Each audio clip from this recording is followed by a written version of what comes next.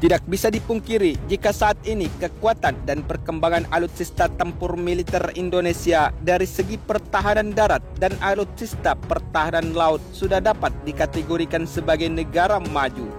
Bagaimana tidak, saat ini industri pertahanan darat Indonesia sudah mampu memenuhi alutsista tempur lokal dan internasional di bidang pertahanan alutsista tank tempur lapis baja beserta misilnya.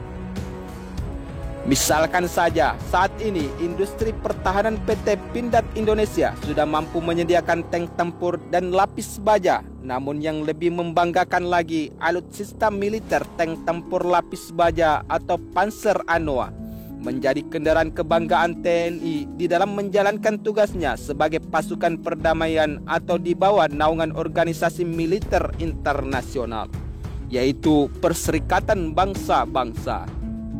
Namun, selain industri alutsista pertahanan darat Indonesia yang saat ini mendunia, tentunya industri pertahanan dalam negeri Indonesia atau berbasis laut juga sudah mampu bersaing di kancah internasional.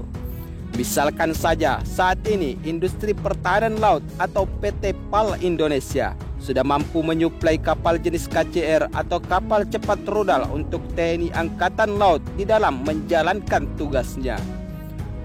Namun, tidak hanya itu, sebab saat ini industri pertahanan laut atau PT PAL Indonesia selain sudah mampu menyuplai kapal perang untuk dalam negeri, saat ini Indonesia juga sudah mampu bersaing di kancah internasional. Misalkan saja, PT Penataran Angkatan Laut atau PT PAL Indonesia telah melakukan ekspor 2 kapal militer ke Filipina, yaitu tepatnya pada tahun 2018 lalu.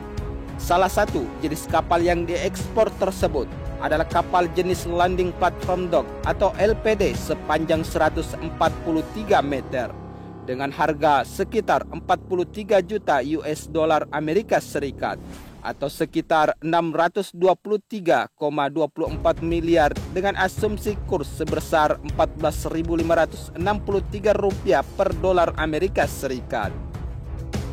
Namun, yang lebih membanggakan lagi, produksi PT PAL Indonesia tidak hanya akan dimiliki oleh Filipina sebagai negara yang akan memperkuat alutsista militer tempur lautnya. Sebab menurut sumber media informasi lainnya, sejauh ini kapal jenis LPD milik PT PAL Indonesia cukup diminati oleh negara lain. Bahkan pemesanan kapal jenis ini telah sampai ke Afrika, Timur Tengah, dan Asia Tenggara, termasuk Malaysia, Thailand, dan Brunei Darussalam. Namun, tidak bisa dipungkiri jika saat ini industri pertahanan udara Indonesia masih terbilang cukup lemah. Walaupun pesawat angkut CN-235 produksi industri pertahanan PT Dirgantara Indonesia sudah dikenal di kancah internasional. Namun dari segi alutsista pertahanan udara atau pesawat jet tempur Indonesia sama sekali belum mampu membuat atau memenuhi kebutuhan TNI Angkatan Udara Indonesia di dalam mempertahankan udara NKRI hingga saat ini. Namun, mengetahui akan kelemahan sistem pertahanan udara Indonesia tentunya tidak lantas membuat pemerintah lengah begitu saja. Sebab baru-baru ini melalui Kementerian Pertahanan Indonesia telah kembali akan menegosiasi ulang dalam biaya program pembuatan pesawat jet tempur Korea Factor Experiment atau KFX dan Indonesia Factor Experiment atau IFX. Menurut sumber media informasi terkait, langkah negosiasi ulang ini dilakukan setelah sebelumnya Indonesia dilaporkan mengalami penunggakan biaya proyek bersama dengan Korea Selatan. Namun, saat ini pemerintah Indonesia akan melakukan renegosiasi tahap berikutnya terkait dengan cost share yang harus dibayar oleh pemerintah Indonesia, termasuk renegosiasi terkait berkelanjutannya proyek tersebut, ujar juru bicara Menhan Prabowo Subianto, Daniel Ansar Simanjuntak dalam keterangannya pada Selasa 7 September 2020 kemarin. Di dalam pernyataan tersebut, Daniel Ansar menuturkan jika pada 2017 lalu, Presiden Joko Widodo telah memerintahkan untuk melakukan renegosiasi terkait proyek KFX dan IFX antara Indonesia dan Korea Selatan. Namun, tidak bisa dipungkiri bahwa penundaan atau penunggakan kesempatan Indonesia untuk membuat sendiri pesawat jet tempur IFX ini tentunya seakan terlihat berbelit-belit. Sebab negosiasi ulang pada awal waktu tahun lalu belum disepakati oleh pemerintah Korea Selatan. Di mana kita ketahui jika saat itu pemerintah Korea Selatan belum menyepakati permintaan Indonesia terkait penurunan cost share Indonesia dari 20% menjadi 15%, yang hanya memperoleh pengurangan nominal menjadi 18,8%. Misalkan saja sebelumnya seorang pejabat Korea Selatan mengungkapkan jika Indonesia telah menunggak 500 miliar won atau setara sekitar 6,2 triliun dalam program pembuatan pesawat jet tempur KFX dan IFX tersebut.